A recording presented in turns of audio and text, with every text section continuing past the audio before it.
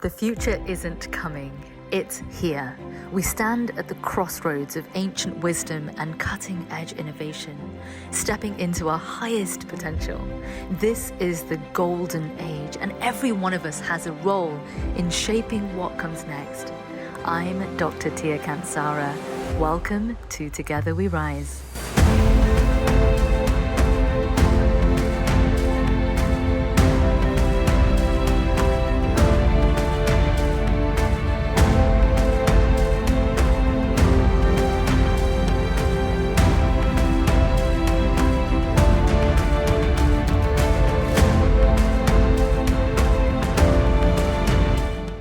We are living through profound cosmic shifts. Humanity is awakening, aligning with forces greater than ourselves, sparking creativity, connection, and collaboration. This is not a time of uncertainty, it's a time of power. In Together We Rise, we bring you the voices redefining our era. Visionaries, creators, heart-centered leaders. This is where sovereignty, regeneration, and unity take center stage. We are the change. Decisions made today will echo for generations. This is your invitation to be part of the conversation, to shape the solutions, to co-create the future. Join us on Unite.live for Together We Rise, because the world doesn't just need change, it needs you. We're here, we're ready, Together We Rise.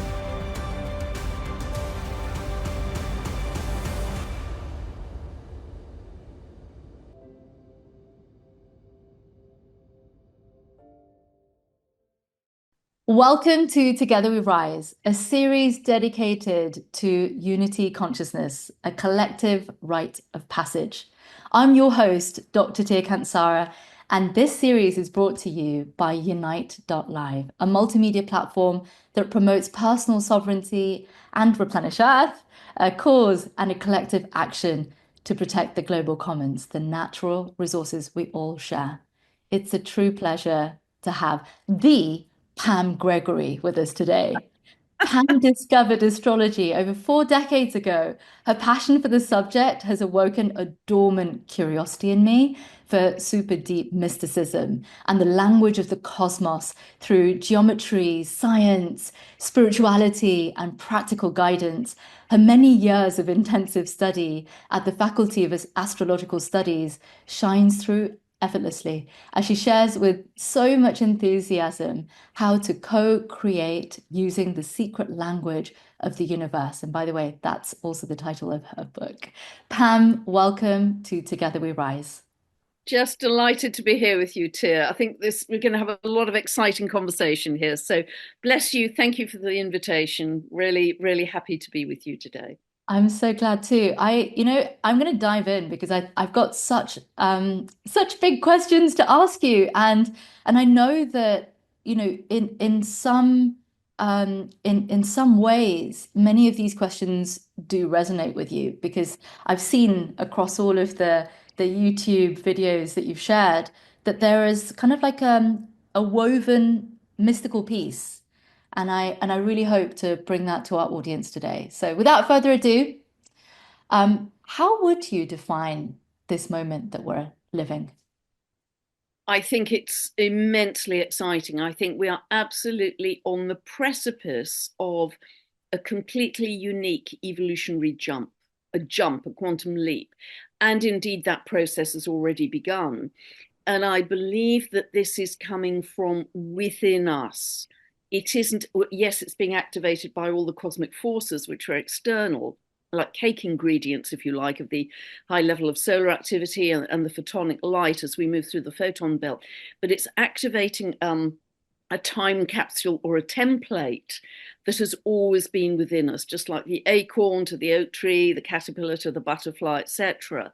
It is built into us that our evolution was going to happen at this time.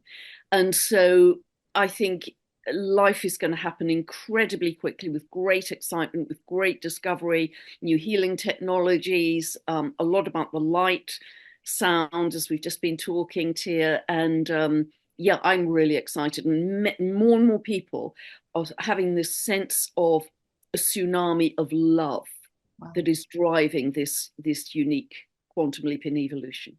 I love how you often give us two timelines Mm, and that the choice is always ours of yes. whether we go towards fear or we walk the path of love. And in any moment, and I've been through many an underworld initiation, um, in my darkest times, I remember your words, which are, I have a choice. I have a choice. And that choice is mine. Like everything else can, have its course. However, to have that moment and to choose that is a really powerful initiation. Would you say collectively we're going through some kind of an underworld initiation? Yes, I do. Underworld because it feels extreme. And at times it does for all of us, we're all human at the end of the day. It can feel very scary Mm. because things are happening in the world which are extreme, whether it's weather or illness or war or some real horrors going on in the world. So we wouldn't be human if we didn't feel to some degree that this is not great. And I have huge compassion for people caught up in those terrible circumstances. But that in itself helps people to come together in unity consciousness, to help people come together in compassion. And that is what is birthing a grassroots up movement, that we're no longer relying on top down to solve our problems. In fact, it's accelerating the collapse of the top down order, the power over order, and we're recognizing how powerful each of us is as an individual, that we are coming together in extreme situations and say, okay, what can we do? Who has practical skills? Who has skills that where we can all share as separate pieces of the jigsaw to transform this situation of extreme, whether it's the North Carolina floods or whatever. And the jigsaw is never complete, even without the smallest piece. So everyone has a piece to play in this. So yes, it's very underground, it's very underworld, and I think we're going to see an awful lot more of underground and underworld things being revealed as we move through these coming months. Um, but I think in a way we have to see the darkness in order to step fully into the light. As in, we're not going to do that again. We're going to commit to this path of light. And I often think of this split, this bifurcation that we're experiencing at the moment, because I think it's undeniable that there is a kind of fork in the road. People are choosing largely fear or largely choosing love. But I often use the analogy, if you go to a big airport like Heathrow Airport, we can either choose fast track or slow track, but we're all going to get on the same plane of unity consciousness at the end of the day. Right. And I don't know how long that will take, because that's up to the collective, and everyone is on their own individual soul journey, and there's no judgment in that at all. We have to follow those internal maps, but we are all going to get to that point of unity consciousness at some point, for Mm. sure. And a lot of people are already in a kind of early wave of making that happen, for sure. What would you say unity consciousness is? Because it seems like such a kind of like a faraway concept, or, you know, how do you define it? Or, is there a particular astrological constellation that's in your mind that you're like, oh, that's what unity consciousness is, and these are the different factors that come and play a part? Yes, I mean Homer, the dwarf planet, who's one of my big, big favorites, and I know Tia that you're very connected to Homer as well. She is known. I have to credit Alan Clay, who runs Dwarf Planet University. He has named her a representative of unity consciousness. And Wow. what we see unity consciousness as is everyone has a strong sense of their own unique essence, but we are starting to operate as a we rather than a me. In recent history, it's been all about material territorialism, and this is mine, and this is my bank account, this is my expensive car, and this is my title on my office door, and this is my fence around my garden. It's been very much the age of individualism. And we had to go through that, I think, to start to recognize our unique essence. But now partly because we're living in an age of extremes, we are going to come together a little bit like the situation in North Carolina that we've seen how amazingly people have pulled together. It's just been that's been the good side of what's happened there. And more, and you will be seeing this in your own work here for sure, because this is at the heart of what you're doing, as I understand it. Communities are coming together. I'm actually in my own local group in what's called a Stand in the Park group, which is a global movement. They're all over the world, these locations. And the whole idea was a chap called Brady Gunn, who I just discovered yesterday, follows my videos, which is kind of insane. But in early 2020, he had this idea, Australian guy, he had this idea of just setting up 10 o'clock on a Sunday morning, choose your location locally under a tree in a park. People come together for free who are like minded, they believe in freedom, and they gather just to share. And I've been involved in my group pretty much since then. And it's like a family of frequency. So we all know about the challenging stuff that's happening in the world, but there are probably hardcore about 150 of us, different ages, different backgrounds, carpenters, builders, healers, astrologers, all different. And we've come together, and we also have mini groups of healers and dowsers and childminders and vegetable growers. And every single one of us is actually working to create a better world. And we're all terribly different, but to laugh and hug and share and come together and say, okay, what can we do to make a more loving world has been thrilling for all of it. It's been life changing for all of us, I think, particularly people who live alone. And that's just a microcosm of what's happening across the world. Many people, because they write to me and tell me, they're coming together in like-minded groups, and they're buying land and they're growing food and they're building eco houses. This is happening all over the world. And your work is very funneled into this, Tia, I'm sure. So it's happening. It isn't just, we're not saying it will happen in 10 years' time. It is happening.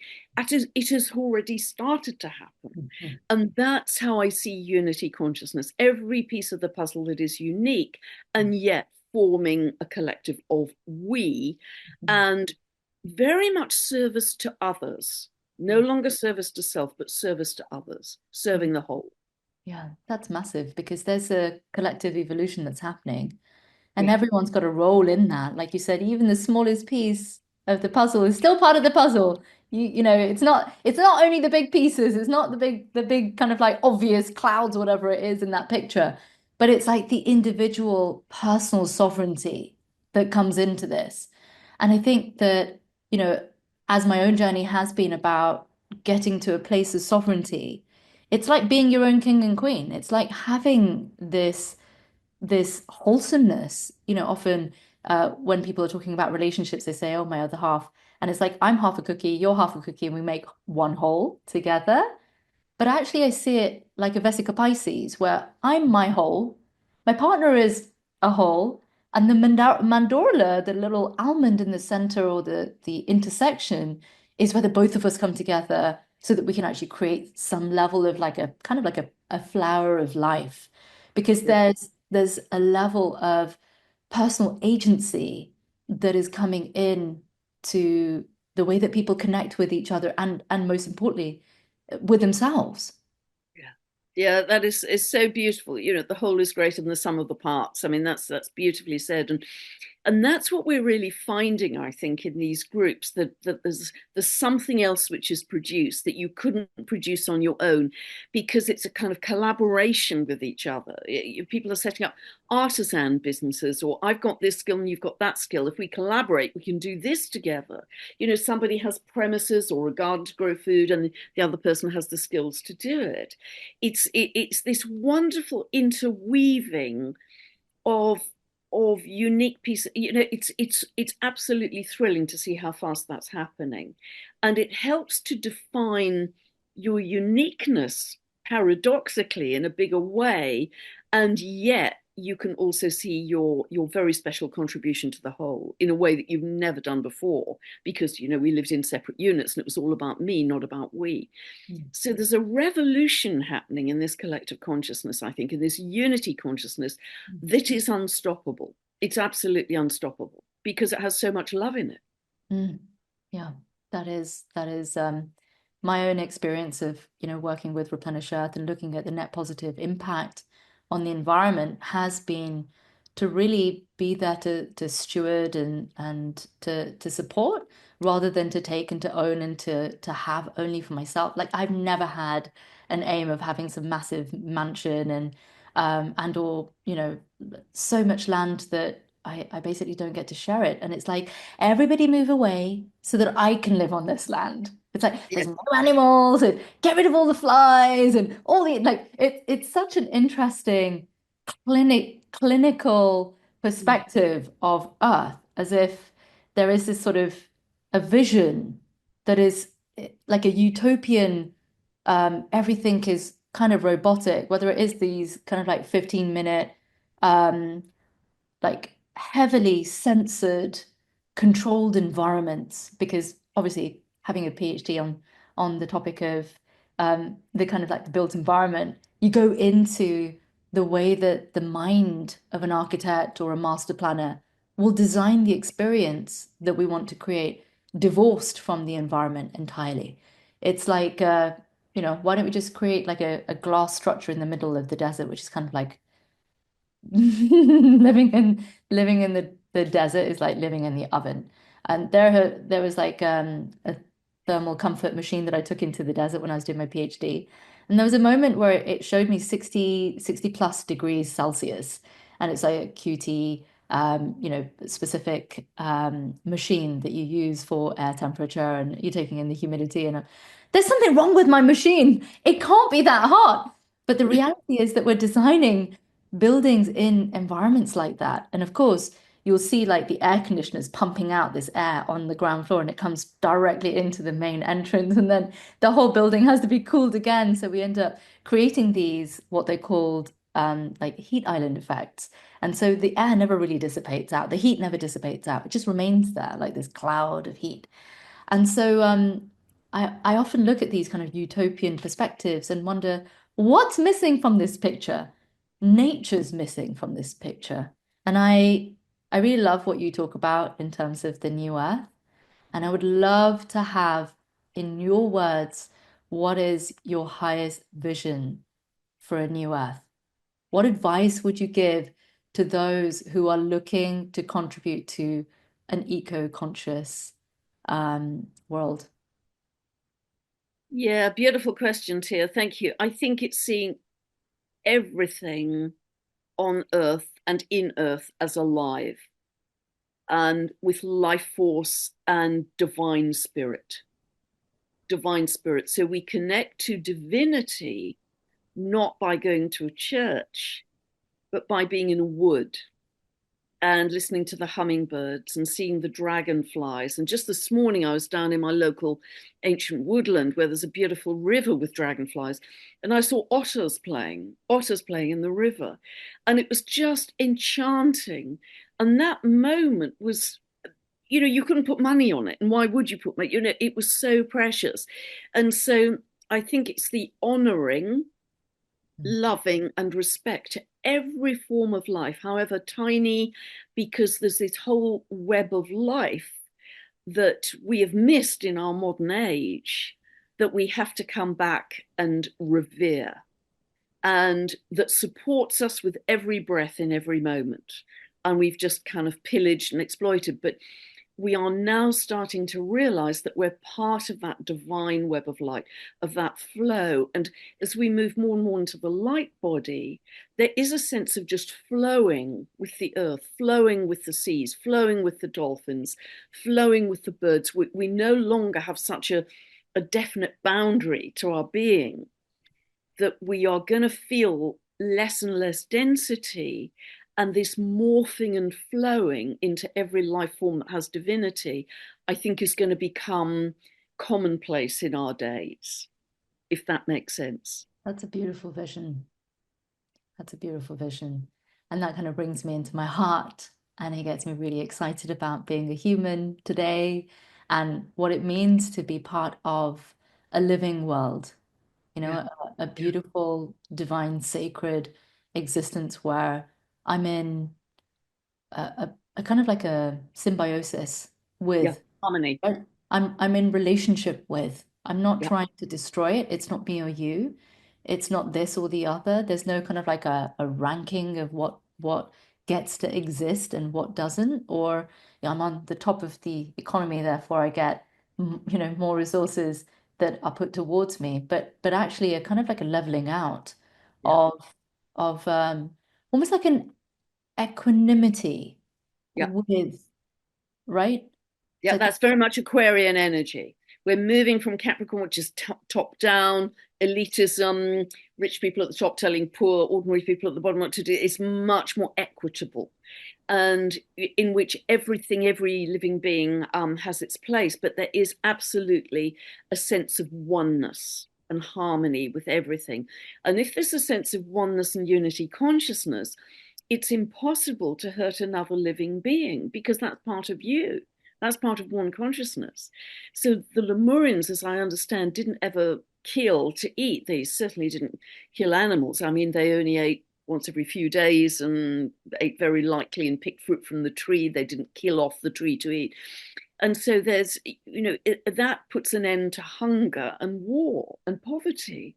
Because if you meet someone who's hungry, you automatically want to give them half your food. There's no question of hurting anyone because this sense of unity consciousness and oneness becomes all pervasive once we step into this higher state of being, which is where many people are living already and where all of us are heading. Yeah. when I think about the kind of like the hop, skip, jump to the place of unity consciousness, it kind of reminds me of the way that people presently would look at um, the global commons, meaning that this is my land, I'll look after me.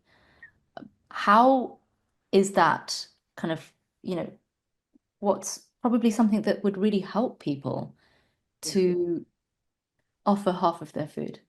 Yeah.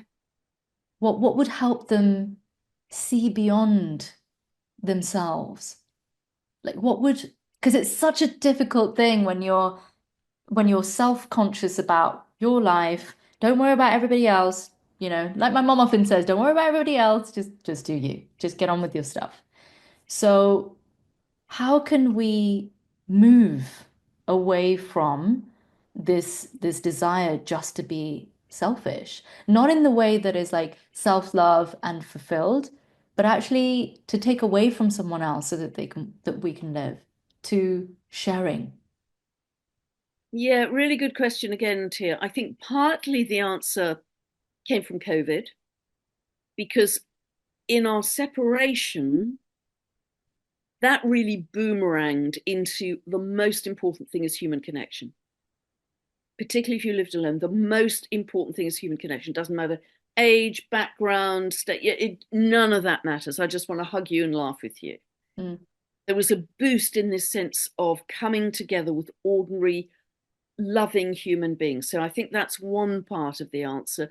And I think the other part, sadly, is the extremes we're going through eventually make you realize that could be me. There, by the grace of God, that could be me who's just lost their home under a massive mudslide and I have nothing left. That could be me. And eventually, even in the hardest hearted person, the most hard hearted of people, that stirs some sense of compassion. And mm, that could be me. And I think that, so these extremes can act, although they're absolutely horrific, can act as a catalyst to propel us to, I need to live in service to others and no longer just in service to self, because that's a pretty empty vessel. When I'm nearing my end days, it really doesn't matter how much money I've got in my bank account. What counts is how much love do I have in my heart and what's been my legacy in mm, terms of how I've contributed to humanity. mm, That's the real shift in values as we move much more into Aquarian energy. mm, Um, it's very interesting. I understand some indigenous people, if you ask them their name, mm, they will first give the name of the tribe that they are part of, and then they will give their individual name. mm, So that connection to the tribe and as an extended family mm, is all important for them. And when a baby is born, the whole tribe comes together to sing the song, a unique song for that baby. everybody, no money changes hands, as I understand it, in some of those really ancient indigenous tribal communities, because they all share. They share their food, they share their land, they share their child minding. Everything is just shared. There's no need for money, and that's in part, I think, what we're moving towards. I feel like I'm gonna bring our interview to a close with a question. Um, Firstly, thank you so much for such beautiful perspectives on where we're at, where we're going with unity consciousness. And I think I just wanted to ask you, what's the one question that nobody's asked you, but you would love to be asked? And can you answer it as well? um, I think a really, really big question, and it's one of the main themes of 2025, which is going to be a very eventful year, much more so than 2024, is what does it mean to be human? And I think that's what every single one of us has to dig deep to answer, because the answer to that is I want lots of techno kit Hmm. to enable me to fast track certain abilities. Or the answer may be, I want to completely blend and morph and live in harmony with the earth and nature and all of its rhythms. And those are at opposite ends of the spectrum. And I think we have to be aware that whatever answer we give, they're too they're too diverging at the moment ends of the spectrum, and therefore our choices must be like a chess player. Our choices must be strategic and very long term. This is a really nifty chip to have in my hand, so I can buy my train ticket faster or go into Amazon shop and get my groceries faster. Think long term. um, and so I think that would be my answer. What does it mean to be human, for every single person to dig deep before they commit to the choice of what they're being offered? I'm going to leave that question for the audience to answer. I'm very, very grateful for your time, Pam, and thank you so much for so much wonderful guidance and the service that you do to all of us who get to watch, your videos with so much excitement, and to really dig deep into our own questions. Because there's always homework to do, Pam, in your videos. Yes. There's like, okay, got a question, right? What does it mean to be human? Go discuss. So we're going to sit and meditate on that. And that, Bless you. You asked some terrific questions, Tia, very unusual and different questions. So thank you for making me dig deep. Thank you. Bless you. Absolutely, Pam. And I love that your first book was called You Don't Really Believe in Astrology, Do You? So I'm sure that the audience can come across your book on your website as well, pamgregory.com. I've subscribed. I always know when the next video is coming out on YouTube, but I also really do recommend Pam's videos. There's a vast library of so many wonderful topics and opportunities to really dig deep into what it means to be human. That would be a good homework piece. Off you go, off you trot. Go and look at all of Pam's videos, I recommend. Pam, an absolute pleasure to have you on Together We Rise, and may we hold your vision collectively. Bless you. And thank you for all that you are doing, Tia, in the world as well. It's very precious. Bless Thank, you. Thank you. thank you.